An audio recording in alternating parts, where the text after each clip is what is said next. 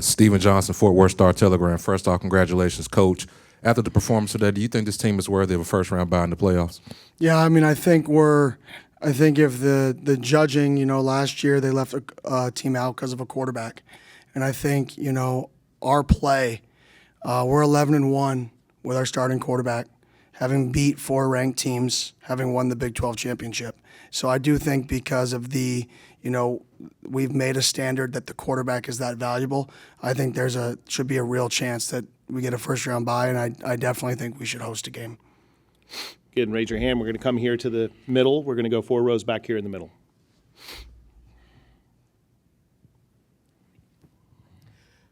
Sean Gerard from CBS Sports. Coach, I just wanted to ask you about Cam Skattebo. What has he meant to this team, and especially heading into this matchup where you don't have Jordan Tyson, you know that a lot's going to be on him. How did he kind of prepare for what was needed of him? He prepared the exact same way he always prepares. So mature. He's grown up so much this year. You could see the speed there throughout the game, which he didn't have last year, but that's just the work that he put in to get to that point. But he prepared like he always prepared, and a whole bunch of people stepped up. That was the best part about tonight on offense, was not just one person stepped up. X stepped up. Stovall stepped up. The O-line stepped up. I mean, Sam Levitt's continuing to be an unbelievable football player and the future of Sun Devil football. Shamal Mateer stepped up. I mean, I could go on a list of offensive players, and then the defense gets 3 takeaways to start the second half on their side of the field. Like, are you kidding me? It's kind of like a scene from a movie. All right, Coach, we're going to go on the front row, right here on the left. Chris Cartman, Sun Devil Source.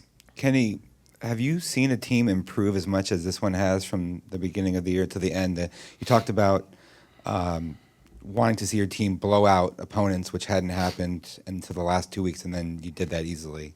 Yeah, I mean, it's been great to see our guys play better in the second half. I mean, they took it kind of personal after week 11 when we let another team come back.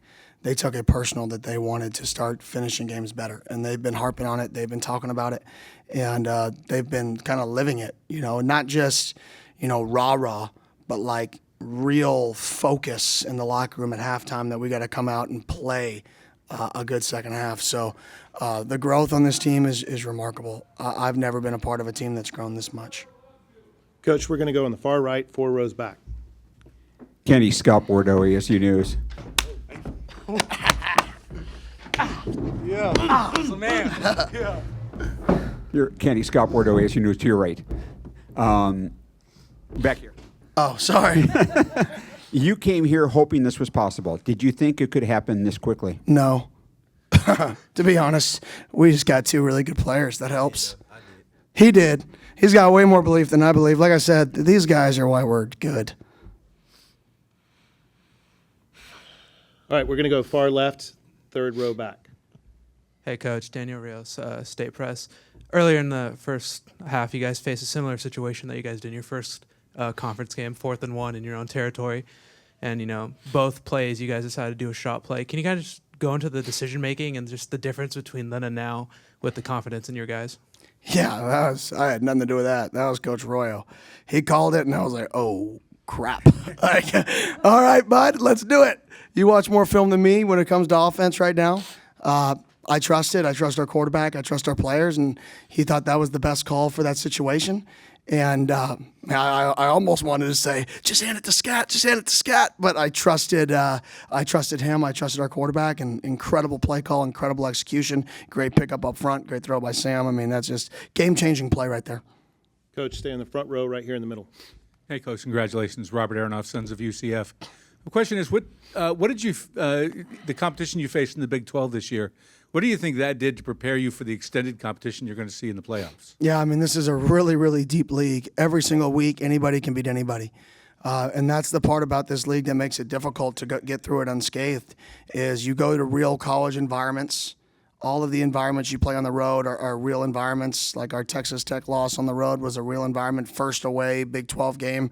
And then we go on the road at Cincinnati's homecoming without our starting quarterback, which is a real environment. Then you go to Kansas State after they have a bye. That's a real environment. I just think the difficulty is not just the teams, but it's the environments you go into as well, which is why the Big 12 consistently, people lose 1 or 2 games in the league because it's just so competitive. Coach, we're going to go 4 rows back on the left, back over here. You have a question still? Yep. Hey, Coach. Kenneth Berry, Touchdowns and Tangents. In just all your years of being in this profession, and obviously it's still a really young team, but the seniors kind of left things where they left it. How do you see the future of this program just based on how fast the young guys caught on to your message? And has it surprised you that they caught on this fast? Yeah, I think we just have great leadership. I think our leadership council, our players, the guys up here next to me, they're just unbelievable competitors, unbelievable leaders. And when your players run your program, you're good, right? You can force coach-led leadership, which is needed at times, right? But at the same token, if your players aren't feeding and your rest of your team the same vision, the same message, you're only going to be capped at how good you can be. And I think these guys have an unbelievable maturity about themselves to lead their team. What other team has their players giving pregame and halftime speeches, right? And that's not fake. That's just what our team has. Coach, front row right here in the middle. Coach Matthew Poston's Heartland College Sports. 2 weeks ago, Javon made a big play for you against BYU. He sparked you guys in the second half with that turnover. How did that it seemed like that was just a snowball effect after that turnover. And what did that turnover mean to you guys that early in the third quarter? Oh, it was huge. To get the takeaway and then the offense go back and score. But the thing that was exciting about that was it was the response in the second half to come out fast. It was a few adjustments we made defensively to combat their check with me stuff. And the fact that our guys could go out there, take what we took at halftime, apply it work, and then them capitalize on it. And then our offense go and capitalize. That's just a really good team football. That's what good teams do. They play off each other. All right, we're going to go 6 rows back here on the right along the aisle. Y'all are asking the wrong person the questions. These 2 are the people that played. We'll get the players. There. We'll get the players here in a sec, Coach. Jacob Saliga, Arizona Varsity. Kenny, we go back and reflect to your time when you first got here in November of 2022. Guys like Trent Bourget, Caleb McCullough, guys like that who trusted you and stayed through the process.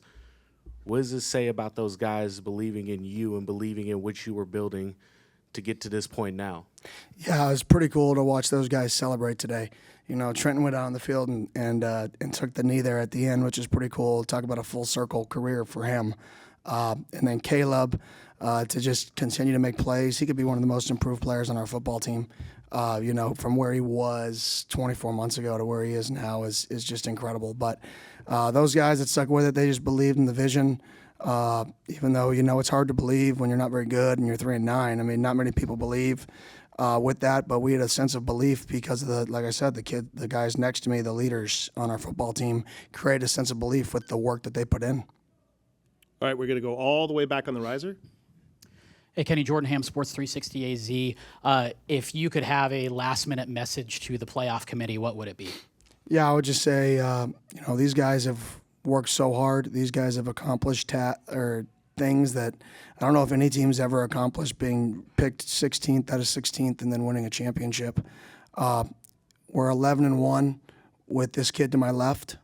We're Big 12 champs when he's on the field, right? And I think if you were to look at our resume with Sam Levitt as our starting quarterback, I think you can really look deep and hard to see where we stand with champions, where we stand with conference champions, because we've already made the decision that quarterbacks are very, very important to the college football committee.